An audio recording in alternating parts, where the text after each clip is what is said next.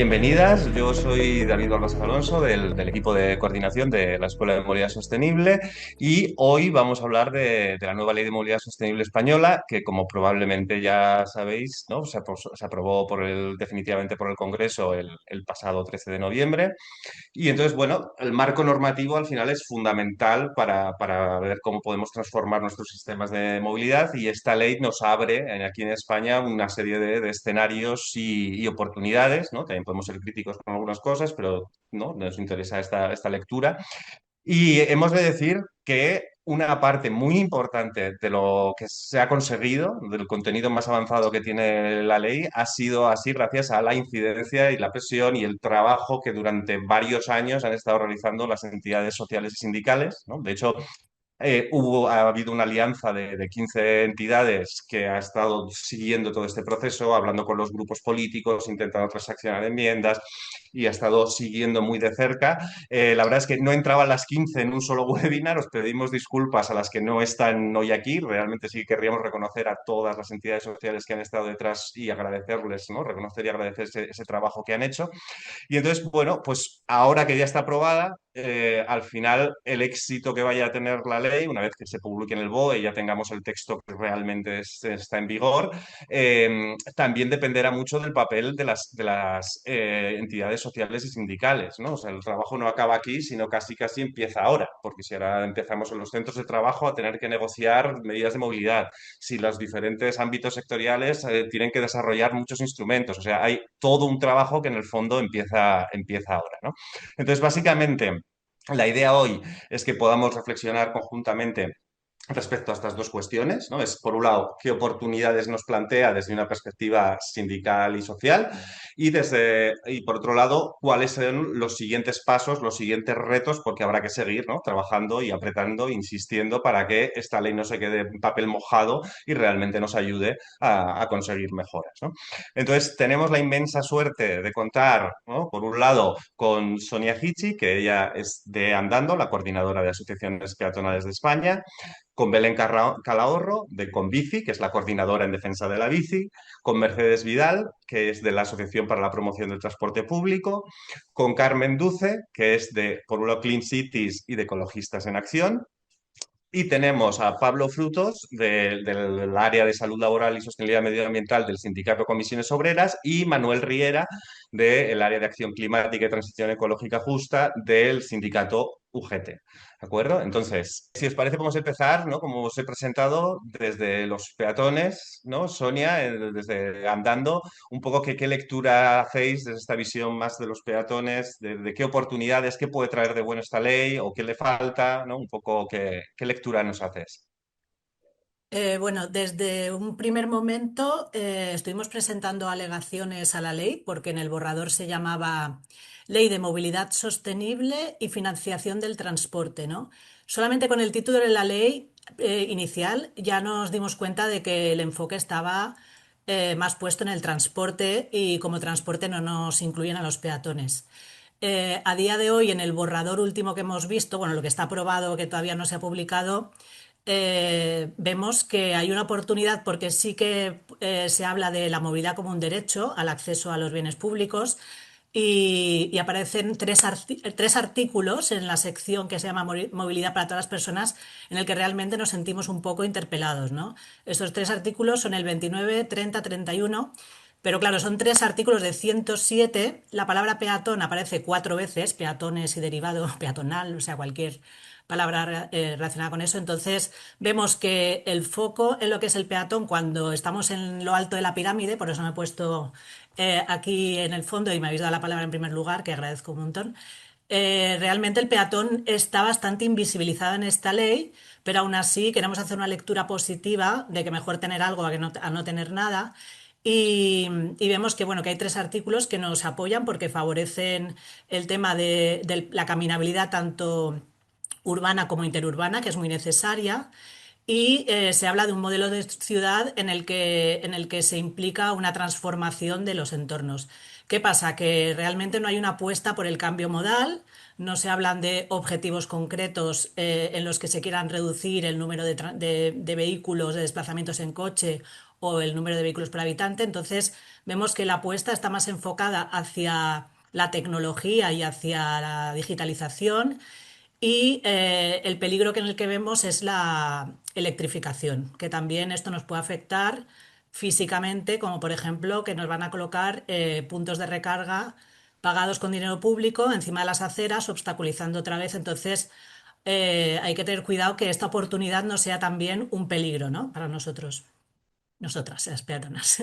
El enfoque que se le da, se habla también de descarbonización y de salud pública, ¿no? Y de darle un valor social a toda esta transformación de la movilidad por la que se apuesta.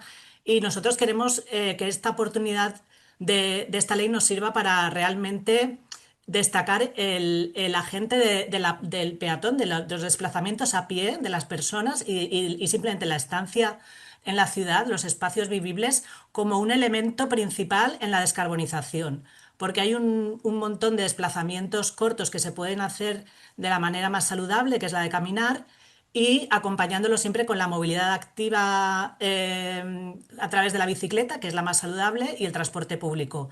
Eh, Tenemos que tener claro que esto implica una inversión en infraestructura y una inversión centrada en la caminabilidad de las ciudades, pero que realmente no tenemos la sensación de que se está haciendo una apuesta por esto, ¿no? Por poner a las personas por delante de todas las otras políticas que se están contemplando. Pues muchísimas gracias. Vamos a ver ahora, me parece súper interesante la lectura. Vamos a ver ahora Belén, ¿no? Desde un poco más la perspectiva bicicleta, ciclista, ¿no? ¿Qué lectura hacéis un poco de la ley? ¿Qué oportunidades plantea o qué omisiones? Bueno, sobre todo me he querido centrar en hablar de oportunidades, por lo que ya se ha adelantado por andando, porque coincidimos totalmente en que, bueno, mucho trabajo durante mucho tiempo y esto es lo que tenemos. Entonces vamos a ver qué potenciales podemos sacar, ¿no? a esta ley, ¿no? Aunque no presenta la ambición que nos gustaría o que hemos trabajado para que se pudiera plasmar en esta ley, pues al menos tenemos una primera ley y a mí me gusta siempre pensar en positivo y decir, bueno, vamos a ver cómo podemos desgranar las cosas que son aportes y voy a decir unas cuantas líneas que ya se han adelantado de que supongo que vamos a coincidir en muchas, pero bueno, me parece importante hablar de que hay una prioridad legal a la movilidad activa, es decir, que se favorece en primer lugar caminar, la movilidad de las personas y el uso de la bici y otros medios de transporte. Esto es importante agarrarse ahí porque no siempre se ve en diferentes normativas y nos parece que es una forma importante de empezar a trabajar o de poner conceptos. Hablando de conceptos, hay muchos conceptos en los que coincidimos con la ley, es decir, que se utilizan muchos conceptos que siempre hemos intentado transmitir. Ahora, ¿cuánto de ambiciosos son el solo transmitir los conceptos y cómo llegar a poder desarrollar todo esto? Es algo que posiblemente algo veremos, ¿no? Pero que con la ley no se lleva a la práctica todo lo que nos gustaría y todo lo que ya ha adelantado andando coincidimos totalmente.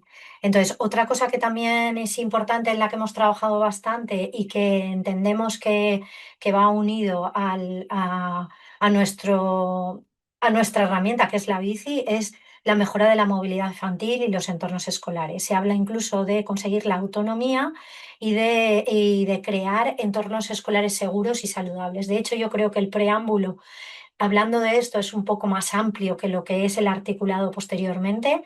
Y si llegáramos a tener autonomía infantil, ya sería un indicador o un objetivo importante para conseguir, bueno, toda la transformación que se requiere de cambios de hábito.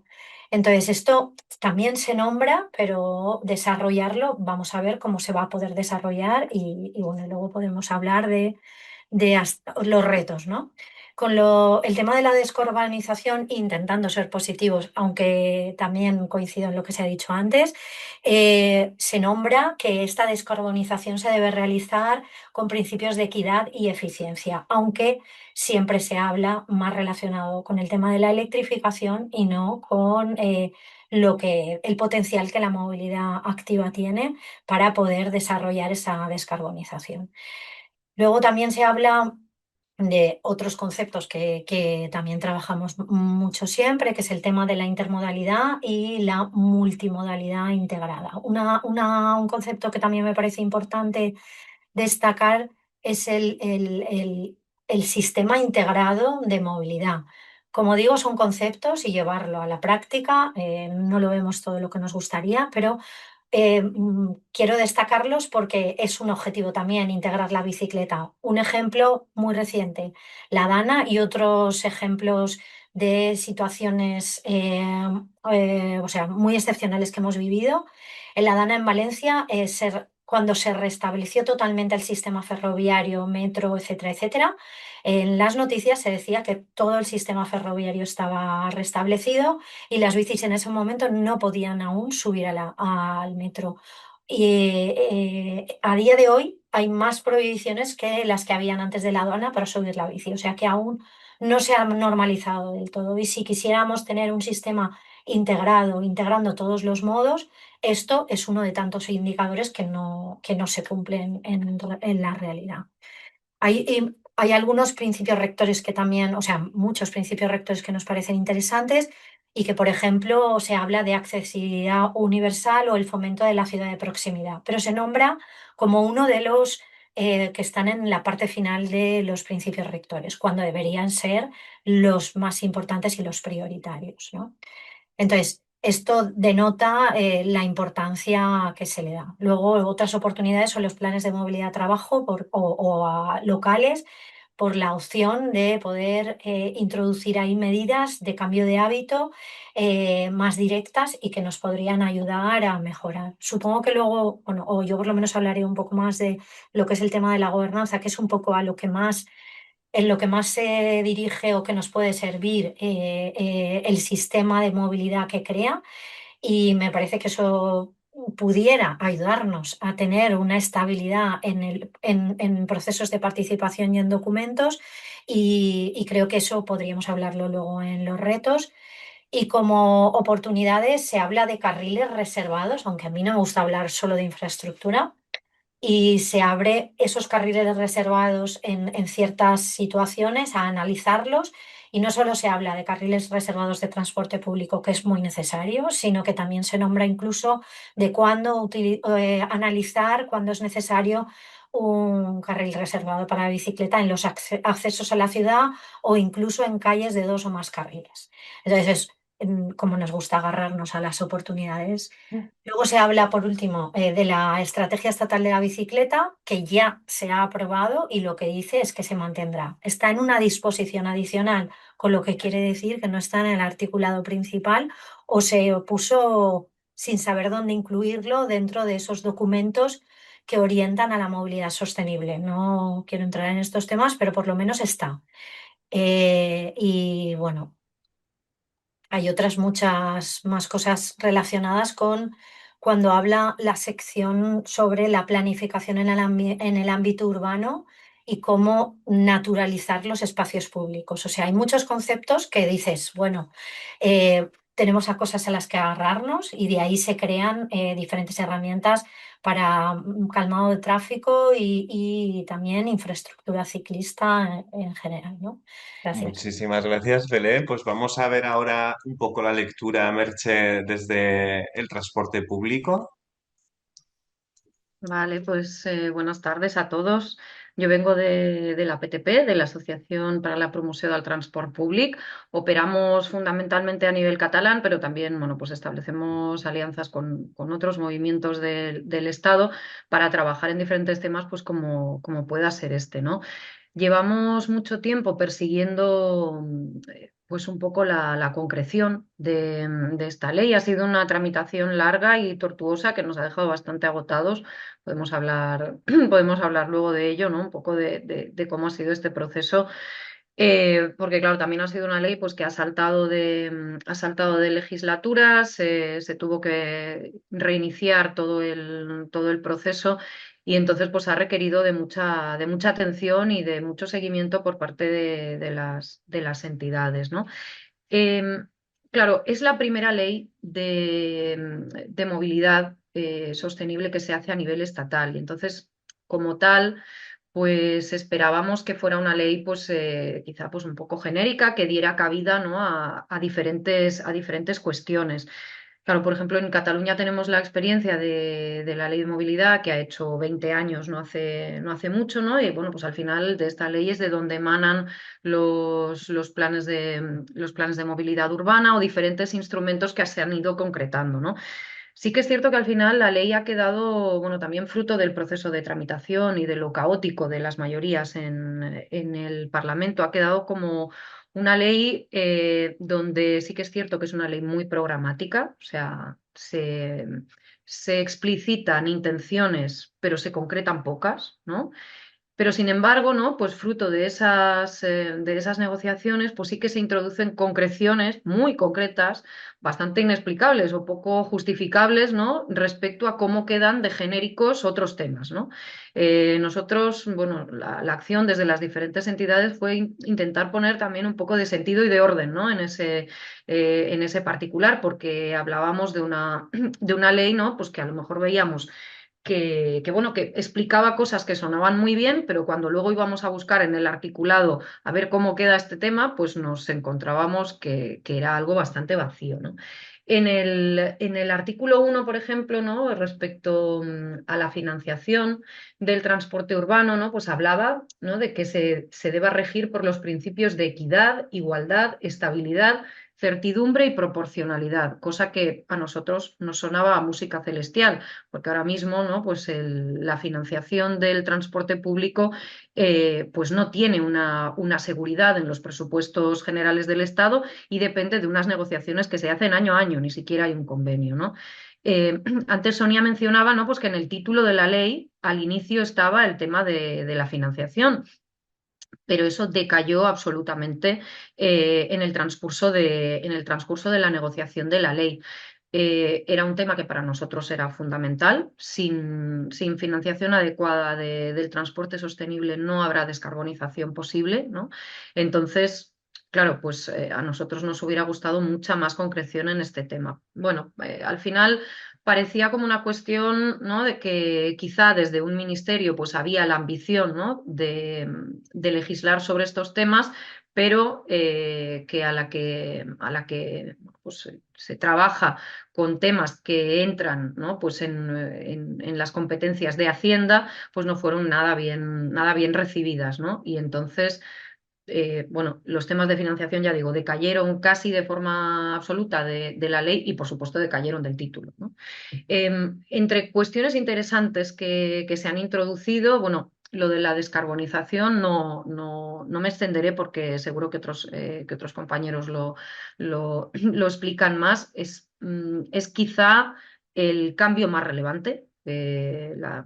Porque realmente es una cuestión que se normativiza por primera vez, la descarbonización del sector del transporte. Y bueno, yo creo que ha sido nuestro principal caballo de batalla, el de las entidades en toda esta negociación y es una satisfacción haberlo podido conseguir. Otras cuestiones sobre transporte público, ¿no? Que sean, o sea, eso como cuestión general, ¿eh? O sea, no podemos hablar digamos, de políticas de promoción del transporte público si no hablamos de descarbonización, ¿no? Entonces, eso va primero de todo. De cuestiones, pues más, como decía, más específicas del transporte público, no nos gusta, por ejemplo, cómo quedan los temas pues, relacionados con el cierre de líneas de tren, por ejemplo, ¿no? O sea, vuelvo a lo que decía antes, pues hay cuestiones muy generales y sin embargo nos encontramos con una disposición muy concreta de cómo cerrar en determinadas ocasiones muy ligadas, ¿no? a la rentabilidad económica, pues cómo se cierra una línea de tren. Nosotros digamos, bueno, aunque esto quede, ¿no? Pues digamos que sea una disposición muy concreta para cuestiones casi residuales, ¿no? Nos decían desde el Ministerio, pues al menos se podría poner con el mismo nivel de concreción requisitos para abrir una nueva, ¿no? O sea, y eso pues no conseguimos que entrara. Sí que se han introducido, y esto no ha sido cuestión de las entidades, ya era algo que la ley contenía.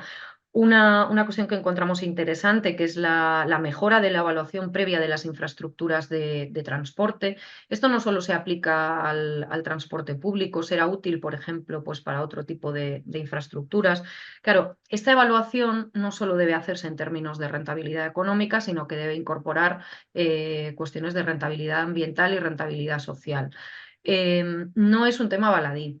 En un país tan amigo como el nuestro de las infraestructuras faraónicas, ¿no? En el que muchas veces pues, cuesta conseguir eh, inversiones concretas para lugares en los que es necesaria pues, una pequeña transformación para la mejora del transporte público. Sin embargo, pues a veces, digamos, movilizar fondos para obras faraónicas cuesta muchísimo menos, ¿no? Incluso en términos de transporte público. Nosotros tenemos, bueno, mucha experiencia a nivel catalán, ¿no? Pues de pedir mejoras concretas, pues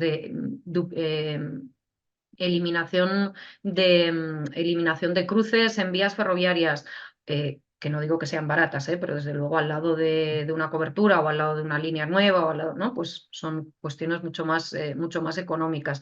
O, o una estación concreta que puede mejorar, ¿no? Pues una digamos, la movilidad de un área, y cuesta mucho, ¿no? Que salga presupuesto, ¿no? O que ese tema se ponga en agenda, intercambiadores ferroviarios entre dos líneas distintas, ¿no? Cuestiones muy concretas. Y sin embargo, pues otras mucho más grandes a veces salen adelante, como por ejemplo, pues una ampliación de un aeropuerto que es totalmente lesiva para el medio ambiente, ¿no? Y que ahí pues parece que salen millones debajo de las piedras y no hay ningún problema en que ese presupuesto se movilice, ¿no? En teoría, pues esta evaluación, ¿no? de las infraestructuras de transporte va a dificultar, ¿no? Pues que infraestructuras que realmente no aporten a la transición ecológica, no aporten mejoras en la capacidad de carga de viajeros en transporte sostenible, pues pueda salir adelante. No digo impedir, porque no somos tan optimistas, pero sí que digo dificultar, ¿no? Y eso pues está ahí en la ley, y es un punto interesante. También se han introducido algunas cosillas respecto al impulso, ¿no? O sea, el impulso del ferrocarril sí que está, ¿no? Pues de manera, a nuestro juicio, demasiado genérica, ¿no? Y de otras, ¿no? y de otros modos de transporte público, ¿no? Como el autobús, sí que debería promocionarse bastante más. Pero bueno, entre cosas así concretas y más pequeñas que se han introducido, pues destacaría el impulso a las conexiones transfronterizas en tren, ¿no? Que ahí pues es una cuestión que también estuvimos peleando, también un poco haciendo hincapié en la necesidad de que vuelvan los trenes nocturnos, ¿no? Que en esto pues vamos a contracorriente de otros países europeos, no solo como posibles conexiones transfronterizas, sino también dentro del Estado, ¿no? Pues es una buena, es un buen avance. Sin embargo, no estamos hablando de concreciones muy tangibles, ¿eh? Estamos hablando de estudios, fomentar, etcétera. Pero bueno, ya en este caso, ¿no? Pues el hecho de que mencione estos temas específicos, pues ya está muy bien. Y luego también un tema interesante que se introdujo a última hora, pues es la cuestión de la promoción del transporte a la demanda en las áreas rurales, ¿no? Que también es un tema muy necesario bueno, o sea, ya lo sabemos, hay un transporte público para cada ocasión y para cada territorio, ¿no? Y entonces sí que hemos puesto mucho el énfasis en el transporte ferroviario, porque es, ¿no? el que al final más personas nos mueve y el que puedes ubicar en lugares de mayor densidad. pero el resto de, conforme se va reduciendo la densidad y la tensión urbana, también necesitamos soluciones de transporte público y en eso pues el medio rural está bastante abandonado. Que el transporte a la demanda esté en la ley, creemos que es una buena noticia. Pues muchísimas gracias, Merche. Ahora nos gustaría escuchar a Carmen, ¿no? Un poco aportando una lectura más desde la salud, desde la visión ecologista, ¿no? Un poco qué lectura podría hacer en estas claves de la ley. Pues muchísimas gracias y muchísimas gracias también, bueno, a vosotros, a la escuela por organizarlo y a las compas que ya lo habéis dicho casi todo. Pero bueno, sí que me gustaría insistir, ya se ha dicho, pero las entidades que hemos estado viviendo este proceso, yo creo, por lo menos para mí, bueno, ha sido como bastante culebrón, en algunos momentos bastante drama, a veces hasta tragicomedia, porque nos hemos encontrado, o sea, han sido más de 3 años y medio, creo, de trabajo colectivo muy coordinado, 15 entidades muy diferentes y muy diversas, pero todos a una, y por ser un poco conscientes, la ley es muy mejorable ahora mismo, el texto de la ley. Por cierto, si queréis, puedo poner en el chat el enlace al boletín oficial de las Cortes para quien lo quiera. Ahí está el texto, que en teoría ese es el que en algún momento, no sabemos cuándo, se publicará en el BOE, porque ya está, esto se votó ya hace tiempo, ya se votaron las enmiendas en unas votaciones, eso, pues casi que era como la final de una Champions o algo así, de qué va a salir, qué no va a salir, esto hasta el último segundo. Pero sí que quería hacer un poco de memoria. El texto que se presentó inicialmente por parte del gobierno era un texto horrendo. O sea, era una cosa que no había por dónde cogerla, que es que para hacer las enmiendas era, pero ¿dónde empezamos? Con una inconsistencia terrible entre algunos artículos que eran absolutamente vagos, las secciones generalistas programáticas y otros absolutamente detallados, hablando de espacio, de pruebas para la movilidad, de cosas que no son muy técnicas y muy desarrolladas y muy detalladas, lo cual yo creo que demuestra también que desde el gobierno pues no ha habido mucha coherencia, como una línea política muy clara de qué era lo que se pretendía con esta ley. Y según iban llegando así, alguien les daba algo más redactado y lo metían, no sé, era. Entonces, bueno, ahí me parece que la primera tanda de enmiendas que presentamos, no sé si llegaron a ser más de 900 enmiendas cuando nos empezamos a coordinar las organizaciones. Y ahí hemos ido haciendo un trabajo también interno, colectivo, de priorización y de trabajo con todos los grupos parlamentarios que hemos podido y que se han dejado convencer y con los que hemos podido trabajar. Se han organizado eventos públicos, debates, notas de prensa. Bueno, yo creo que ha habido un trabajazo ahí que hay que celebrar y que hay que valorar y que hay que explicar también de alguna manera por higiene y por alfabetización democrática también de nuestra sociedad, de decir, bueno, al final es verdad que esta ley es muy mejorable, pero el texto era muchísimo peor el inicial. Entonces, bueno, algo sí que se ha conseguido. Además de lo que ya han destacado las ponentes anteriores, que son aspectos fundamentales, con la cuestión de los objetivos climáticos insistimos muchísimo, muchísimo, muchísimo. Era una cuestión que no se había, todo el tema de la movilidad y del transporte, siendo uno de los sectores que más contribuye al cambio climático y que más está costando descarbonizar, además, que no solamente no se están reduciendo emisiones, sino que se están incluso incrementando, porque cada vez se están moviendo más mercancías, nos estamos moviendo más las personas también. En la ley de cambio climático no se había incluido nada de movilidad y transporte porque se había dicho, no, no, es que luego va a venir la ley de movilidad y en la ley de movilidad ya va a ir ahí todo. Y llega el primer texto de la ley y no hay nada. Entonces, bueno, pues ahí sí que hemos insistido bastante. Al final, bueno, dice como objetivo de la ley impulsar la progresiva descarbonización del transporte y la movilidad que permita alcanzar la neutralidad climática del transporte en 2050. Y habla de que el PNIEC incluirá objetivos concretos y cuantificables. No detalla mucho más, pero al menos sí que reconoce que el objetivo de la ley es impulsar la descarbonización. Ahí, bueno, pues tenemos que considerarlo como un logro porque no había nada, pero desde luego es un reto cómo se va a hacer todo esto. Como decía, con el tema de la salud sí que menciona en varias ocasiones cuestiones relativas a calidad del aire, la la importancia tanto del tráfico rodado como también de puertos y aeropuertos en materia de calidad del aire, la necesidad de avanzar hacia las recomendaciones de la Organización Mundial de la Salud en cuanto a calidad del aire y luego también, como se decía, bueno, pues por primera vez aparece de una manera bastante más escasa de lo que nos gustaría, pero bueno, aparece la movilidad activa y la autonomía también como, bueno, como elementos importantes de cara a una sociedad pues más saludable y a unas maneras de movernos más saludables.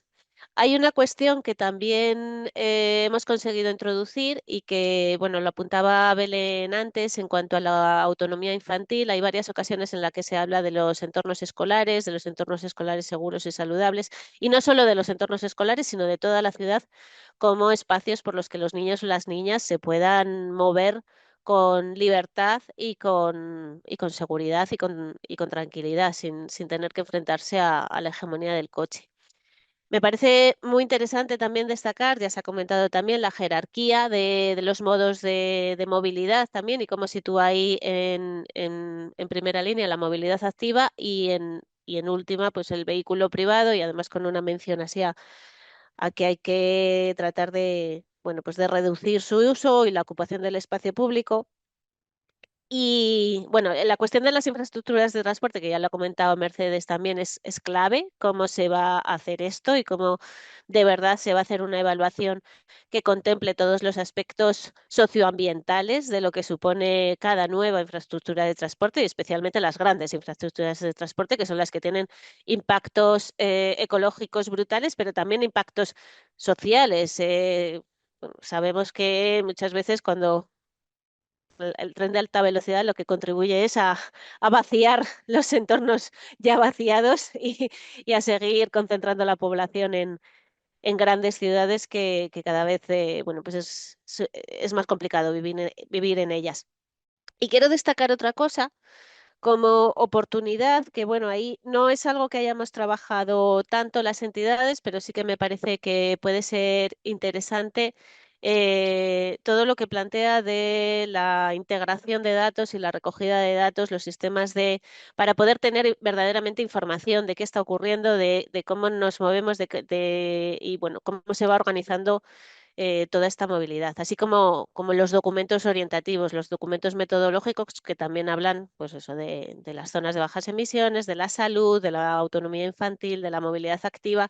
Estos son herramientas que se abren y que, bueno, que tenemos que vigilar también que verdaderamente sirvan para conseguir una movilidad saludable, sostenible, menos contaminante y que nos permita, más que ejercer el derecho a la movilidad, que es una cosa que, bueno, al final entró derecho a la movilidad, pero más que eso, yo creo que tenemos que exigir que la movilidad sea el instrumento para acceder a todos los derechos, que todas las personas podamos acceder a todos los derechos con la movilidad menos contaminante posible. Muchísimas gracias, Carmen. Fantástico. Pues ahora vamos ya a la recta final de intervenciones y ahora vamos a abordar la perspectiva sindical, ¿no? Porque la movilidad laboral, la movilidad asociada al trabajo, ¿no? En la ley sí que hay, bueno, eso es un tipo de movilidad que por un lado, ¿no? Acostumbra a tener mayor cuota modal de coche y por tanto mayores impactos y luego por otro lado porque la ley por fin, ¿no?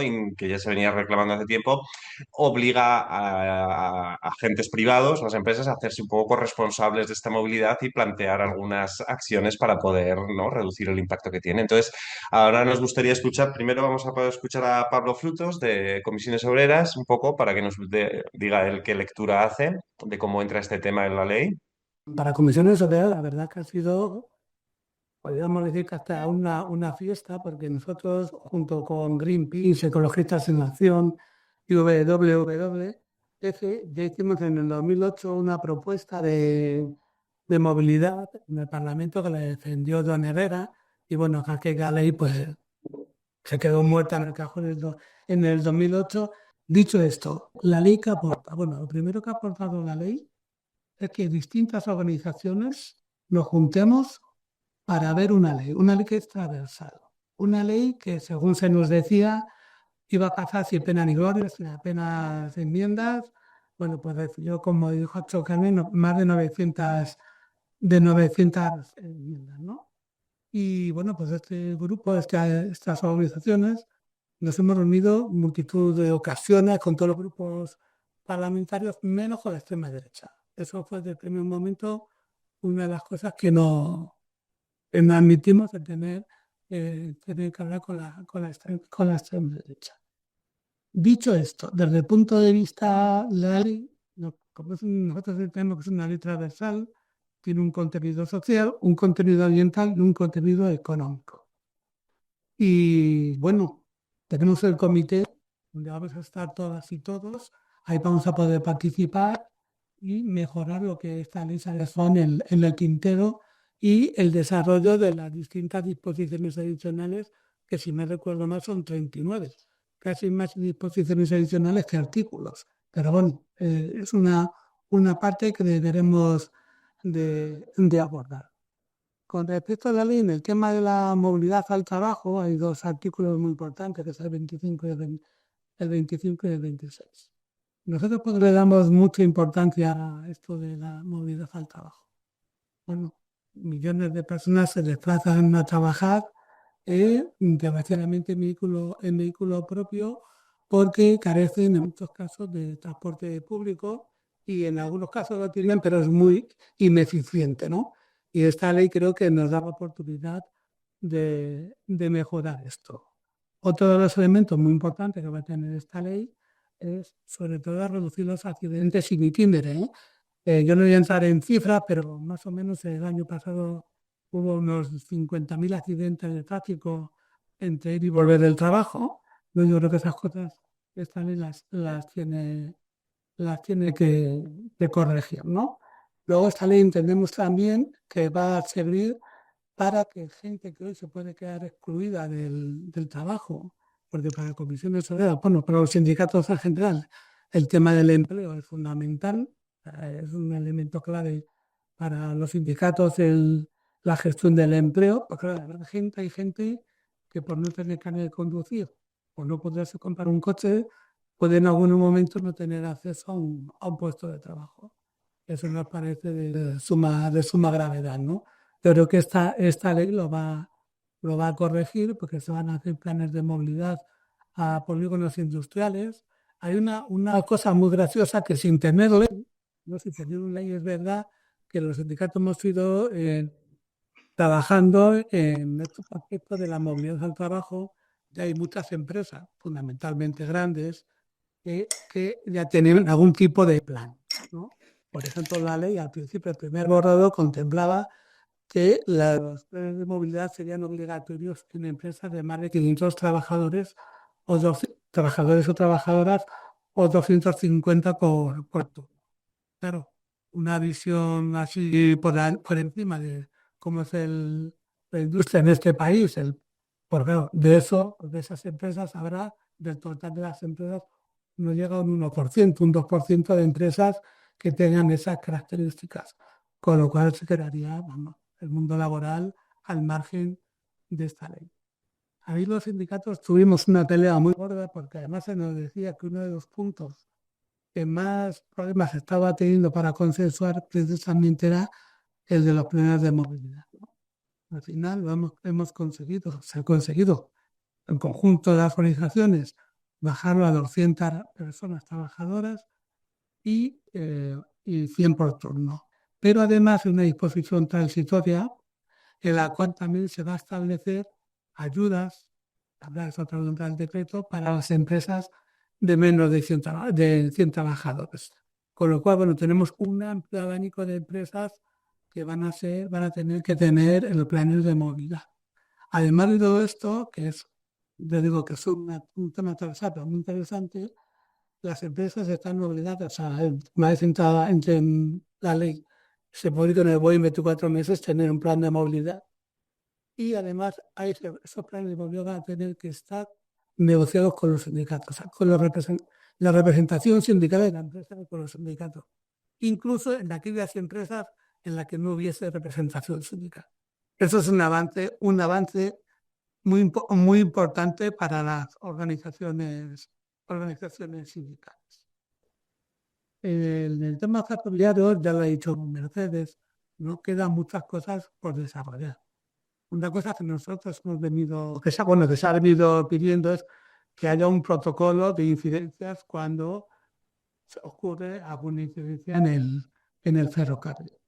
En cuanto a la financiación del ferrocarril, la verdad es que es curioso oír algunas declaraciones que yo me imagino que cuando estemos en ese comité las podremos corregir, cuando salen declaraciones que va a haber un tren Madrid-Barcelona en 2 horas, ¿no? Bueno, es muy bonito, pero mira, que hace mucho mejor que lo que utiliza la mayoría de la gente, que es la movilidad de cercanías, lo que es las cercanías, las zonas urbanas, se vaya mejorando, ¿no? Y por finalizar, pues eso, yo creo que una de las cosas más interesantes de la ley es que estas 14 organizaciones, 15 organizaciones, que se podrán sumar más seguramente, o las que quieran, hemos sido capaces de ceder espacios para llegar al acuerdo, ¿eh? Cada uno hemos tenido que ceder algún espacio, pero eso ha sido todo en contribución del bien común. Y eso hay que tenerlo muy en cuenta, porque no ha sido fácil, ¿eh?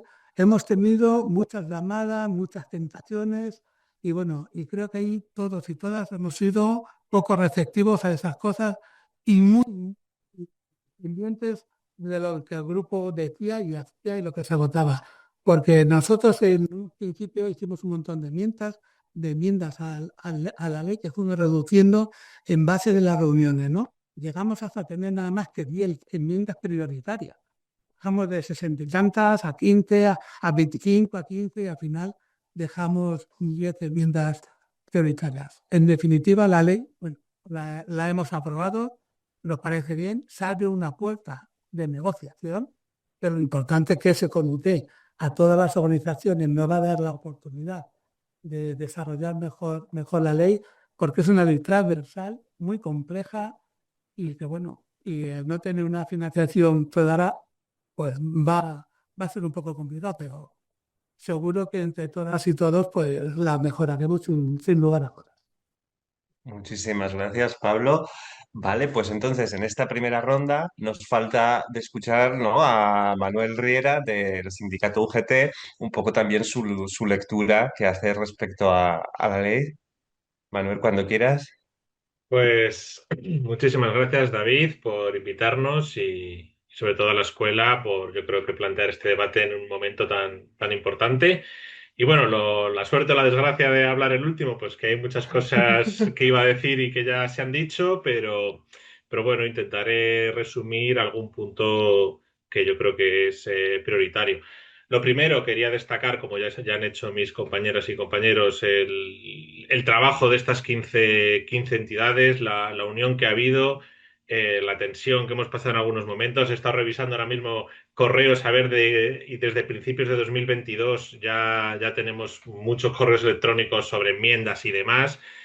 O sea que han sido 3 años y medio, casi 4, de mucho trabajo en una ley que para mí personalmente es una ley fundamental. O sea, debería ser una de las leyes prioritarias de esta legislatura, básicamente por el impacto que tiene en la ciudadanía y la importancia que tiene esta ley, ¿no? Y era una ley que, sobre todo al principio, veíamos pasar sin pena ni gloria, sin mucho ruido.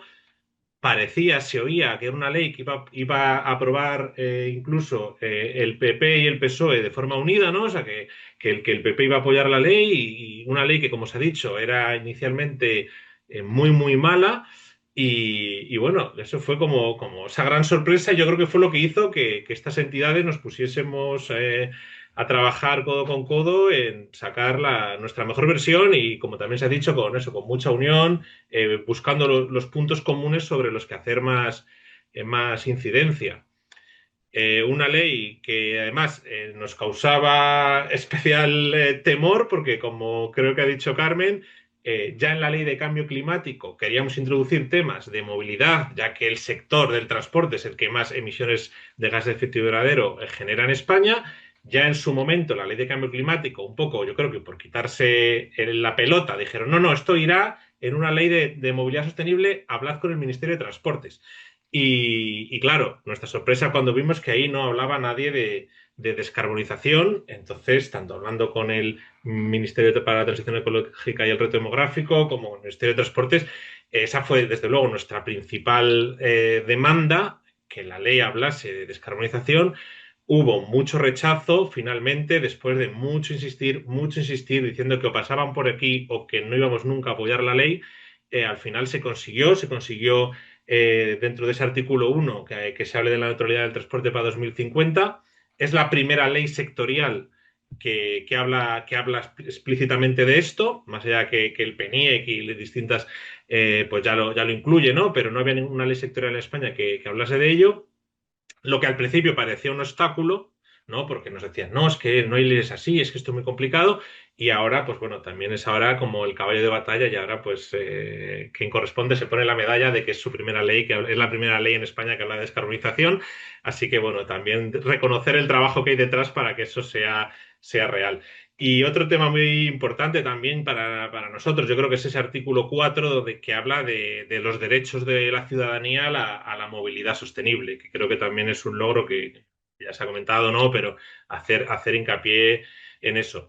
Y centrándonos un poco en mi parte, ¿no? Que ya ha contado Pablo, ya ha adelantado, el tema de la movilidad laboral. Por supuesto, sabemos que si una ley de movilidad sostenible, para ser sostenible, tenía que entrar de lleno en la movilidad laboral, porque es uno de los principales motivos del desplazamiento, especialmente diario en las ciudades, ¿no?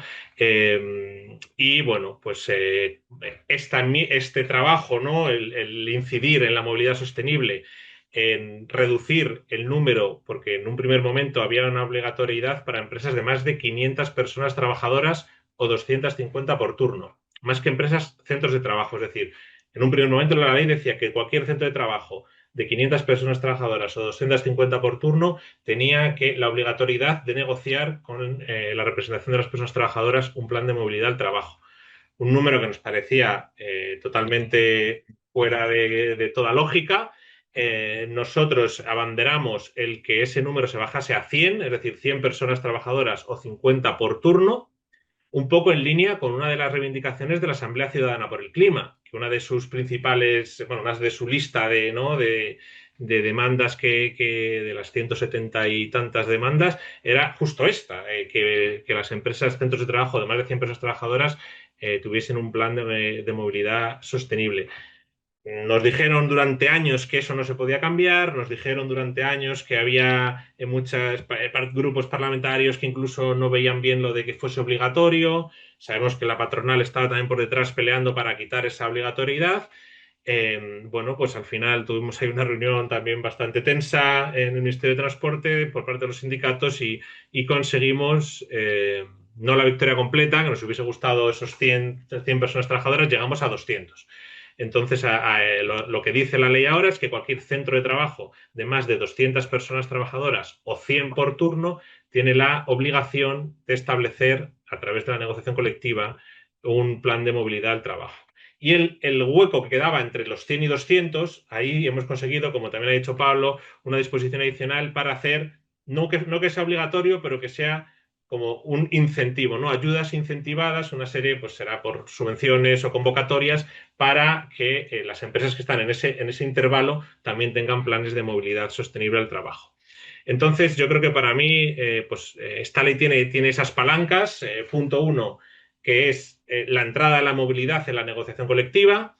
Esta ley, en la disposición final tercera, modifica el estatuto de los trabajadores para incluir que se tienen que negociar planes de movilidad sostenible al trabajo con la representación de las personas trabajadoras. Creo que es un punto, que es una oportunidad, ¿no? Ya que estamos hablando aquí de oportunidades, una oportunidad tremenda para los sindicatos, para realmente que esto sea una obligación, ¿no? Y ya poder hablar a otro nivel de la movilidad al trabajo. Luego tenemos el artículo 25, que son los planes de movilidad en los grandes centros de actividad. Cuando hablamos de grandes centros de actividad, todo el mundo se nos viene a la cabeza quizás los polígonos industriales, pero aquí queremos ir más allá, queremos ir también a hospitales, a parques empresariales, a universidades, polideportivos. Quiero decir, que queremos abrir, ¿no? Expandir también la idea que tenemos de los que son grandes centros de actividad. Es cierto que este artículo 25 no entra en detalle y es algo que ya me guardo para la siguiente pregunta, ¿no? Que es hablando más un poco de retos y del futuro, pero bueno, sí que está bien el por lo menos tenerlos identificados y a partir de ahí empezar a trabajar en que esto sea una realidad. Y luego, por último, ese artículo 26 de los planes de movilidad al trabajo, ¿no? Importante el que sea obligatorio negociar con las personas trabajadoras, haya o no haya representación sindical en la empresa. Desde que se apruebe la ley tienen 24 meses los centros de trabajo para tener estos planes de movilidad al trabajo. En un primer momento la ley decía 18 meses y en una de estas modificaciones pues se alargó a los 24, quizá algo que bueno, se podía dejar en 18 yo creo, pero bueno, tampoco vamos a ponernos ya tan exquisitos con todo lo que se ha conseguido. Y luego, bueno, otro tema que veo interesante también es que habla del seguimiento, que eso bueno, para mí personalmente, para UGT era algo fundamental, ¿no? Ver cómo se hacen estos planes y ver cómo poder evaluarlos, ¿no? Y hacer este seguimiento de los planes. Es algo que voy a profundizar también quizá un poco después, pero aquí sí que habla que cada 2 años se necesitan hacer informes de seguimiento para evaluar el nivel de implantación del plan de movilidad al trabajo. Entonces, bueno, creemos que puede ser también otro punto fuerte donde poder hacer incidencia.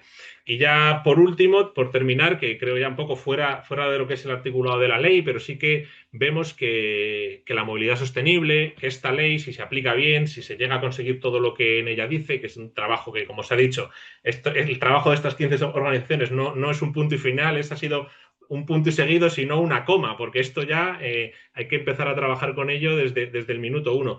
Pues creemos que puede ser una fuente de generación de empleo verde, ¿no?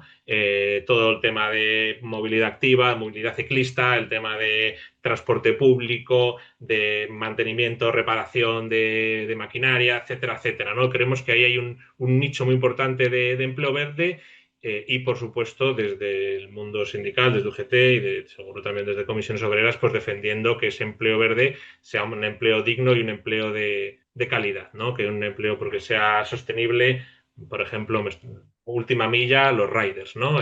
Sí, puede ser una movilidad muy sostenible, pero desde luego para nosotros no es empleo verde y no es empleo de calidad por las condiciones laborales, ¿no? De estas personas trabajadoras. Entonces, bueno, por terminar esta primera parte, decir que destacar el gran trabajo, sobre todo el gran trabajo que hemos hecho desde la Alianza, las 15 entidades, por lo que hemos trabajado, por mejorar una ley que de verdad en un primer momento era muy, muy, muy deficiente y que, bueno, ahora hemos conseguido que sea por lo menos aceptable. Muchísimas gracias.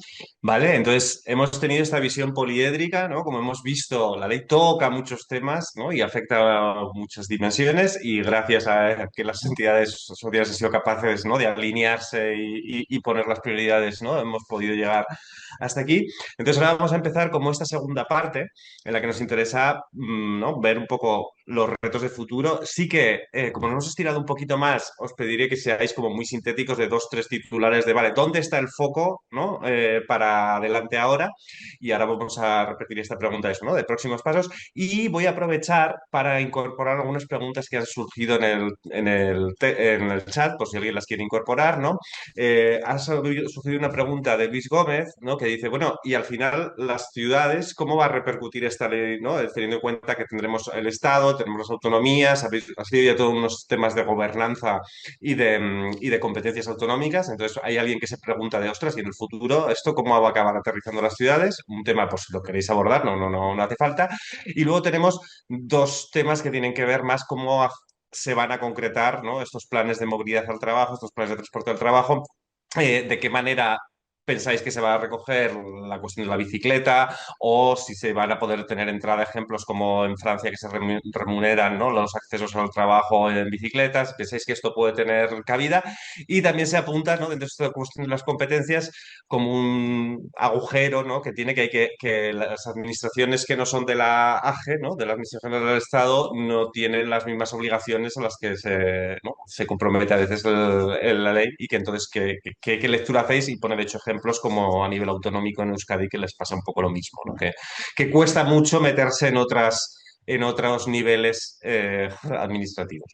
Entonces, dicho esto, empezamos. Por Sonia, dos titulares de para dónde hay que ir ahora. Ahora, ¿qué hacemos? ¿Cuál es la siguiente cosa urgente? Bueno, intentaré ser breve otra vez.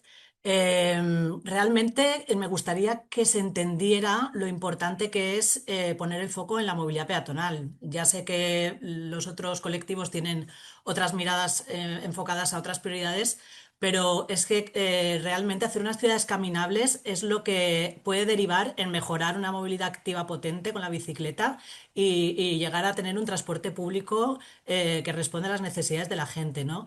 Entonces, al igual que la bicicleta consiguió su plan estratégico por la bicicleta, nosotros creemos que el paso más importante que tenemos que dar ahora y que nos gustaría tener apoyo por vuestra parte es conseguir un plan estatal de caminabilidad que podría establecer como un marco regulatorio, porque como sabemos que las competencias a nivel de municipios no las tiene el Estado y no es cuestión de centralizarlo, obviamente, sí que tenemos que establecer unos objetivos y unas políticas que realmente nos den objetivos concretos y medibles, ¿no? Por ejemplo, hemos echado de menos que en la ley se hable de la siniestralidad. No se menciona que queremos cero muertos atropellados o cero muertos por siniestros de tráfico dentro de las zonas urbanas o minimizar el de las carreteras. Y esto sí que se tiene que plantear como una necesidad básica dentro de esta ley, porque hay un peligro que estamos viendo un poco que no se está teniendo muy en cuenta, es que con esta visión de ciudad moderna al servicio del ciudadano, con un montón de datos y de tecnología, nos están colando el coche eléctrico compartido y lo más peligroso aún, el coche autónomo. Se ha incivilizado el vehículo de movilidad personal, que es otro vehículo eléctrico que puede solventar el problema del coche en ciertas ocasiones, pero realmente hay que tener en cuenta que hacia donde vamos puede llevar a una deriva en el que la ciudadanía se convierta en un cliente o en un usuario consumidor de ciertos servicios y estamos dejando de lado a un montón de colectivos que realmente no van a tener ese espacio y esa necesidad de autonomía física que necesitamos todos. Entonces, un poco enfocándonos en el tema de la salud, tanto física como mental, y de la seguridad vial, creemos que el enfoque de la movilidad debería estar atendiendo a la Carta Europea del Peatón que se firmó en los 80, o sea que tendríamos que estar priorizando qué derechos del peatón se están cumpliendo y realmente poner en marcha políticas que vigilen el cumplimiento de la Ley de Accesibilidad Universal, que está traducida a nivel autonómico en leyes concretas. Tenemos una orden ministerial de accesibilidad para los itinerarios peatonales, pero no se están llevando a cabo y no se está forzando a que se cumplan, ¿no?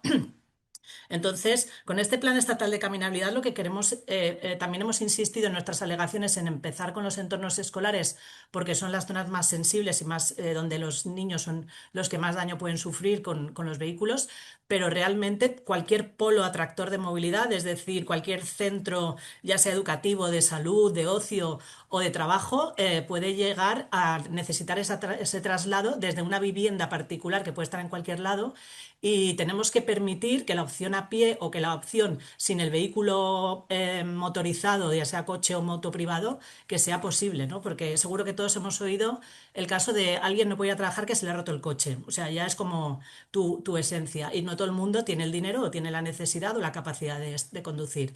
Entonces, como no se ponga encima de la mesa este cambio modal que necesitamos, realmente estamos haciendo un flaco favor a esta nueva ley porque me da la sensación de que el dinero va a ir más hacia la tecnología, que está muy bien para ayudar en muchos aspectos, pero la tenemos que utilizar al servicio de las personas, al servicio de las necesidades de las personas con discapacidad, de la infancia, y tener todos estos datos para la regulación semafórica, para que realmente funcione el transporte público y pueda competir con el coche, para que sea eficiente, pero no para que nos haga unos trayectos hiperveloces como nos están vendiendo ahora con un tren que va a 350. O sea, realmente creo que hay otras cosas para atender mucho más urgentes Y me gustaría desde aquí que hiciéramos un poco piña hacia los políticos, porque tienen muchos lobbies detrás empujando hacia el otro lado. Y creo que nosotros somos la parte de la sociedad civil que más presión podemos hacer para que esto no se convierta en una ciudad del futuro, en la que una distopia en la que solamente puedan salir a la calle gente de 20 a 40 años, por decir algo, ¿no? Y bueno.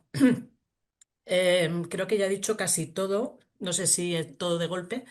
También quería hacer un pequeño inciso sobre el tipo de vehículos que estamos permitiendo dentro de las ciudades, porque están empezando a entrar, aparte de los SUV que se colocan en cualquier plaza de parking de cualquier manera, aparte de los SUV se están metiendo los TRX que están entrando como camiones y son estos monsters americanos que son casi tanques. Y esto para la siniestralidad y para los atropellos es una cosa totalmente a estudiar y preocupante, ¿no? Y luego también quería hacer un poco de énfasis en el tema de la accesibilidad, porque no es un tema solamente de las personas con silla de ruedas, las rampas o los autobuses que necesitan ciertos accesorios. Lo que tenemos que hablar también es de la accesibilidad en la intermodalidad, ¿no? Entonces, que para llegar a una parada de autobús se pueda llegar a pie o una parada de tren, que se pueda ir al parking de bicicletas a pie sin que tenga que estar en una zona peatonal forzosamente, o incluso a tu coche aparcado en el momento que tengas un coche aparcado. Pero esa accesibilidad también se está obviando y la tenemos que poner encima de la mesa porque esta ley era una buena oportunidad y creemos que este plan de caminabilidad en el que creo que todos podríamos estar en sintonía es imprescindible, ¿no? Porque es como un poco la base para esa construcción de cohesión social y de justicia y de salud y del planeta y de las personas. Y ya no me enrollo más porque ya he hecho 6 minutos. Gracias. Gracias a ti, Sonia, estupendo, estupendo. Pues Belén, no sé cómo titulares ¿no? Que tenías varias cosas antes, de hacia Pues, dónde vamos ahora.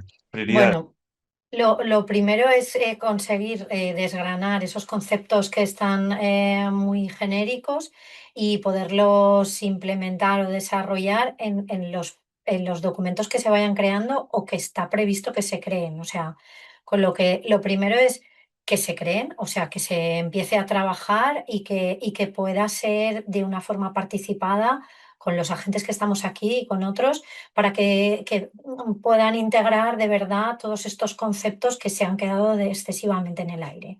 Se habla de un sistema general de movilidad sostenible en el que bueno, pues hay un consejo territorial, alguien preguntaba sobre los municipios, que forma parte de este sistema general de movilidad sostenible y en el que a través de ese consejo no sé ahora el nombre, que no lo tengo justo ahora apuntado, pero es un foro territorial que se transmite a través de municipios y provincias, ¿no? Entonces, bueno, a través de eso se crean los diferentes documentos y también hay otro consejo de participación, Consejo Superior de Movilidad Sostenible, en el que creo que podríamos y deberíamos tener cabida para poder obtener intervención, porque habla también no solo de administraciones públicas, sino también de agentes sociales como los que estamos aquí. Y una de las cosas que plantea desde ese Consejo Superior de Movilidad Sostenible es introducir secciones de diferentes ámbitos temáticos. Y bueno, pues viendo la prioridad que se le da a la movilidad activa y que incluso a la bici se habla de que es un desplazamiento cotidiano obligatorio o prioritario, bueno, pues podríamos entender que se pudieran crear secciones dirigidas a estos ámbitos temáticos y desde ahí desarrollar los documentos que se prevé que se creen, que son los documentos de orientaciones para la movilidad sostenible. Desde ahí se crean o sea, muchas opciones o podrían crearse para que pudiéramos intervenir y transmitir bueno, más detalle a esta ley tan genérica, ¿no? Que no sería todo a través de reglamentos, pero sí se van creando documentos como este de orientaciones para la movilidad y otros, pues que pudiéramos aportar para que esto nos ayude a llegar a más detalle. Luego también tener datos, ese espacio de datos integrado de movilidad. Como decía, el sistema integral de movilidad en la realidad no existe y no existen datos integrados correspondientes a bici o a otras muchas cosas o a peatones, por supuesto, todavía. Y entonces es necesario que tengamos datos y que trabajemos con esos datos, ¿no? Hay también un fondo social de contribución a la movilidad en el que se prevé aportar subvenciones a servicios de movilidad sostenible y a planes de movilidad sostenible y también relacionados con herramientas que ayudan el impulso de la bicicleta. Y entonces, bueno, pues ahí también podríamos trabajar. Hay algunas cosas concretas, bueno, por hablar de cosas que no son tan genéricas y que igual las vamos a tratar todos. Se habla del espacio controlado de pruebas, que como ya han adelantado, tiene muchísimos artículos con muchísimo detalle y muy desarrollado, que es una cosa de las que sorprende, ¿no? Que algunas partes sean tan genéricas y otras tan concretas.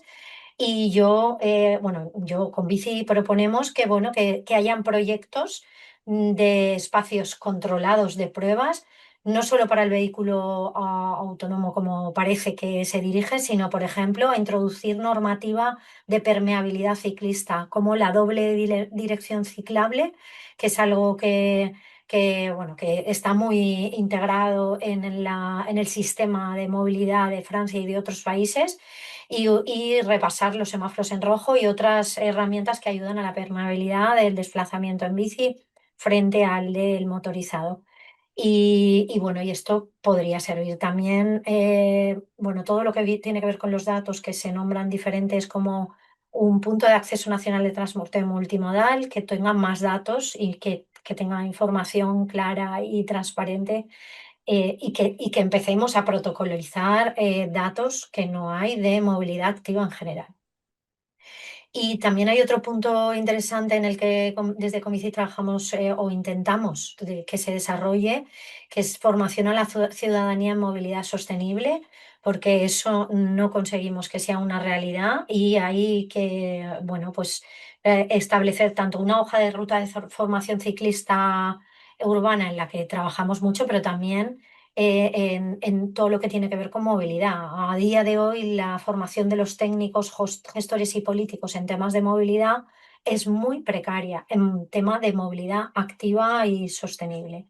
Y esto es importante que se trabaje, se vean las necesidades y también las potencialidades para desarrollarlo. Y bueno, esta estrategia estatal de la bicicleta, como antes habéis dicho sobre los planes, se preveía indicadores y evaluación. De nuevo también se prevé, pero bueno, en la actual estrategia se está revisando ahora, no se ha revisado anualmente, o sea que es necesario que esto se lleve en serio. Y ahí, bueno, se prevé aquí que los planes o las estrategias de bici sean para 5 años. Entonces ahora están evaluando esta primera estrategia que se hizo y esperamos que se cree una nueva en 2026 o se trabaje para publicar la siguiente. Y entonces, bueno, aquí lo que se hace es, bueno, pues darle carta oficial, pero bueno, querríamos que fuera más allá. Perfecto, Belén, muchas gracias. Pues Mercedes, si quieres contarnos desde perspectiva transporte público dos, tres titulares de dónde tenemos que fijarnos y dónde Vale, tenemos que mira, yo apretar. me centraré en un par de cosillas, ¿no? Como de ventanas de oportunidad que se abren y que a la vez pues abren más posibilidades de movilización. Hablábamos antes, bueno, nosotros nos hemos centrado mucho, ¿no? En los temas de financiación que hablábamos antes, ¿eh? Claro, por ejemplo, pues establecía la ley en el artículo 60, ¿no? Pues establece una contribución máxima de la aportación del Estado a la financiación del transporte público de las ciudades. No estaba mal la aportación que fijaba. El problema es que no fijaba ningún mínimo. Entonces, claro, si no fija ningún mínimo, pues la certidumbre, la igualdad y todas estas palabras, ¿no?, que se recogían en el artículo 1, pues se quedan en nada. Ahí no ha habido manera de incidir, no se ha querido aceptar una concreción ni que fuera mínima o mínimamente razonable, pero pues mira, al final no nos hemos ido con el tema de financiación con las manos vacías de la negociación de esta ley, porque sí que se ha aprobado, entre tanta disposición transitoria y adicional, pues una disposición para que en el plazo de 6 meses se redacte una estrategia estatal de financiación del transporte público. ¿Qué nos da esto? Pues más tiempo para seguir presionando, básicamente. O sea, las cuestiones que no hemos podido introducir sobre financiación ahora en la ley, pues tenemos un instrumento para hacerlo. Y esto también, o sea, esto interpela a los múltiplos niveles administrativos. O sea, en Barcelona o en Madrid o en cualquier otra ciudad, o sea, el transporte público se financia con una contribución de las diferentes administraciones a nivel estatal, a nivel autonómico y a nivel local.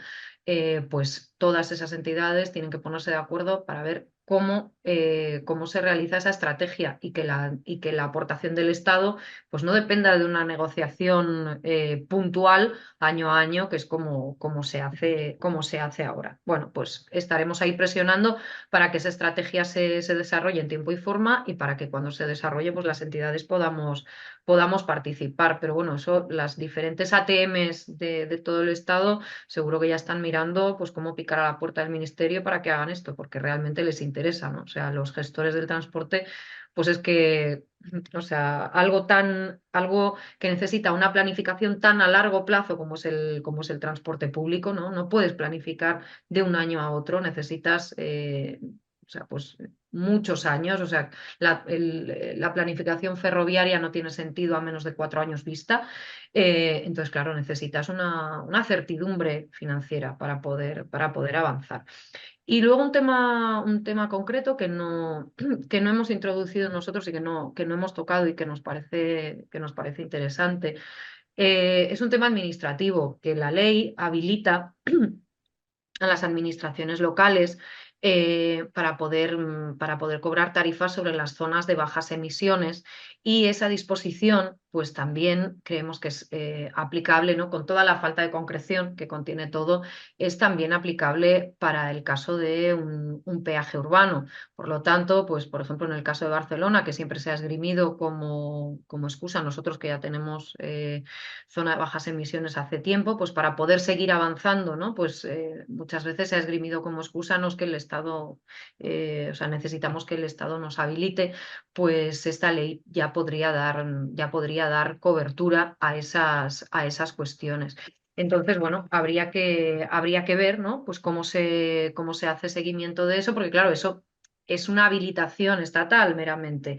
Obviamente, ahora ese trabajo se tiene que hacer desde las ciudades, ¿no? Y esa sería pues una gran herramienta de descarbonización, y también pues para poder obtener fondos de financiación cruzada para destinarlos al transporte sostenible, ¿no? Pues a los peatones, a la bici y al transporte público. Ya hay más temas, pero bueno, Muchis- me centro en estos dos que creo que abren dos líneas de trabajo interesantísimas y sobre las que hemos estado, bueno, persiguiendo y movilizándonos pues mucho tiempo.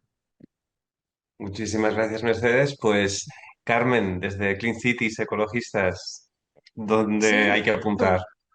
eh, pues no sé si casi al principio, ahora mismo, hacia las organizaciones, hacia nosotros, porque ahora tenemos tarea. O sea, hemos dicho eso, que la ley es menos ambiciosa de lo que nos gustaría, mucho menos ambiciosa, que es muy programática, pero por eso mismo yo creo que abre muchas oportunidades a la interpretación y al empuje. Entonces yo creo que tenemos que echarle imaginación y ver más allá de la literalidad de lo que pone para ir con propuestas concretas. Estaba mirando las preguntas del chat, el documento de orientaciones para la movilidad sostenible lo tiene que redactar el Ministerio de Transporte, luego lo tiene que presentar a una serie de consejos y organizaciones, y yo creo que ahí desde el principio, bueno, pues es necesario ir apuntando y también de cara a otras entidades. Por ejemplo, habla bastante de las ciudades, la ley. Lo contaba ahora Mercedes, la posibilidad de reforzar las zonas de bajas emisiones con algún tipo de tasa, bueno, pues ver cómo se puede hacer eso, pero también plantea los instrumentos para la planificación urbana, cómo tienen que ser. Entonces yo creo que ahí tenemos que ver como todas las oportunidades que veamos para poder agarrarnos a decir, mira, este marco nos permite hacer esto, entonces tratar de exigirlo. Y solo una cosa más, sí que creo que es clave que exijamos con mucha insistencia y con mucha firmeza que hay que medir, que hay que rendir cuentas y que hay que ver año a año cómo se va descarbonizando el transporte. O sea, cuál ha sido verdaderamente la reducción de emisiones asociada al transporte ese año, porque si no, pues al final el objetivo de la ley no vale para nada. Y esto nos va a exigir una tarea intensa. Ya, cortito. Muchísimas gracias, Carmen. Sí, sí, súper sintética, pero no, dos temas súper claves. Vale, pues Manu, adelante. ¿Cuáles creéis, no, desde una perspectiva sindical, que son las siguientes cosas por las que tenemos que apretar y estar pendientes e insistir? Muy rápidamente, para nosotros lo que falta es concreción, y ya se ha dicho, ¿no? Falta concreción en ese artículo 25, que son los planes de movilidad, los planes de movilidad sostenible para los grandes centros de actividad, donde la ley dice que el Ministerio de Transportes, junto al Ministerio de Trabajo, establecerán los criterios para identificar estos grandes centros de actividad que tienen que disponer de un plan de movilidad sostenible. Nosotros ya decíamos, oye, ya podemos ir identificando algún criterio en esta ley, ¿no? O sea, lo han dejado simplemente a que, bueno, pues estos ministerios establecerán, ¿no? Entonces ahí tenemos también, como bien ha dicho Carmen ahora, tenemos un trabajo de seguimiento y de que esto, a través de un reglamento o de la forma que fuere, pues se concrete en realmente conocer qué grandes centros de actividad son los que van a tener la obligación de disponer de estos planes de movilidad sostenible. Y en cuanto al artículo 26, el de la movilidad al trabajo, pues lo mismo. He visto que en el chat había alguna pregunta de si se va a incluir la movilidad como la bicicleta, el tema de la necesidad, que estamos totalmente de acuerdo, de que haya aparcamientos, que haya duchas, vestuarios.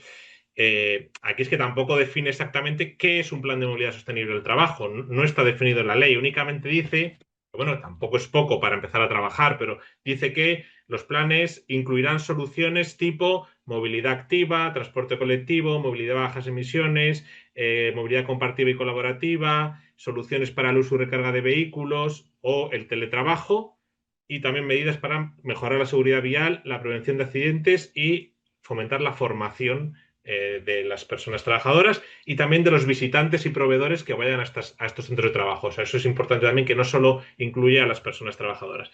Entonces, bueno, va dando detalles, como os acabo de leer literal, el artículo 26, pero hay que concretar más. Falta, y también hay, pues tendrá que haber un reglamento donde se especifique qué es lo mínimo que tiene que contener un plan de movilidad sostenible, donde realmente el tema que también ha dicho ahora Carmen, que lo veo fundamental, de la evaluación de los indicadores, del seguimiento, pues que esto se vaya, que podamos medir la evolución, en este caso de la movilidad al trabajo, es fundamental. También ver cómo se va a financiar todo esto. Esto tiene un coste tanto para la empresa como para los sindicatos, el tener que negociar estos planes, y lo que y también formación interna nuestra, ¿no? Para las personas que vayan a negociar los planes.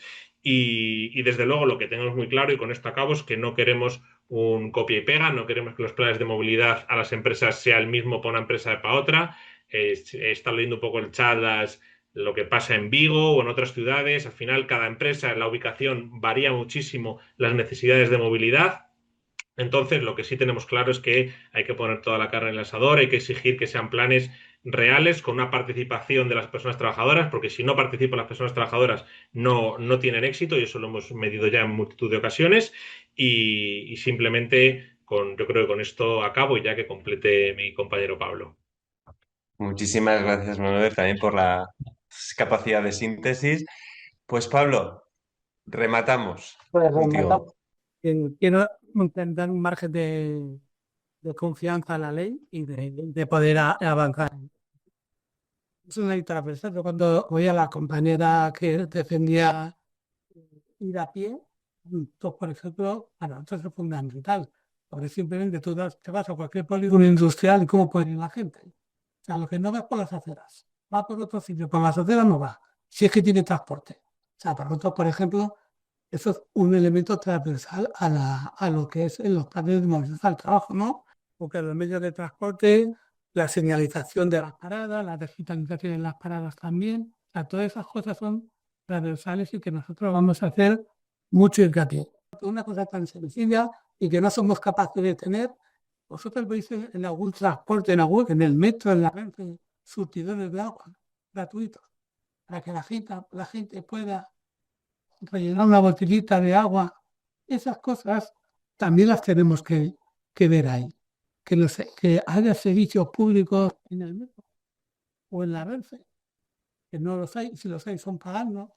Pues esas cosas también son las que nosotros creemos que tenemos que tener en cuenta, porque parece que hablamos siempre de las cosas muy grandes, la financiación y tal, pero es que son las cosas pequeñas, porque todas esas cosas pequeñas va a hacer que la gente vea la movilidad como un elemento de su vida. Y yo por último, nosotros vamos a hacer un seguimiento muy importante son a las administraciones públicas.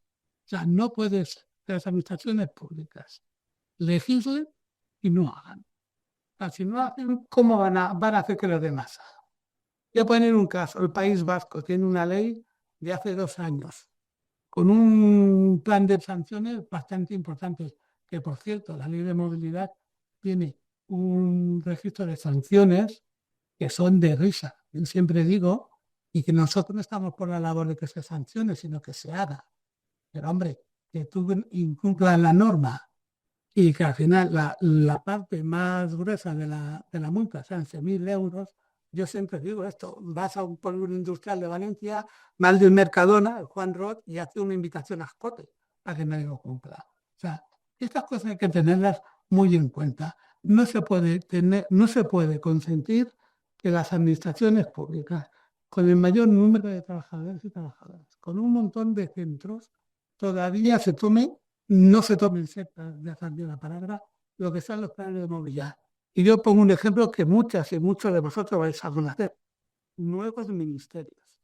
Desde el año 2005 tienen en nuevos ministerios un plan de movilidad.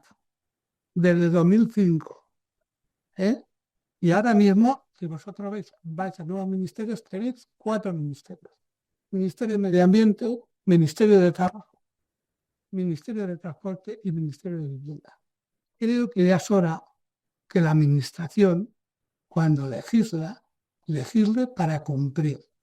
Porque tenemos muchísima legislación, eso sí, somos de los países seguramente que más legislamos y muy bien, pero también somos los que más incumplimos. Y por eso vamos a hacer un seguimiento muy específico a las administraciones. Igual que las autonómicas, ¿sí? Porque las autonómicas también tienen que tener planes de movilidad. Y si no los hacen, pueden aplicar al Estado supletoriamente.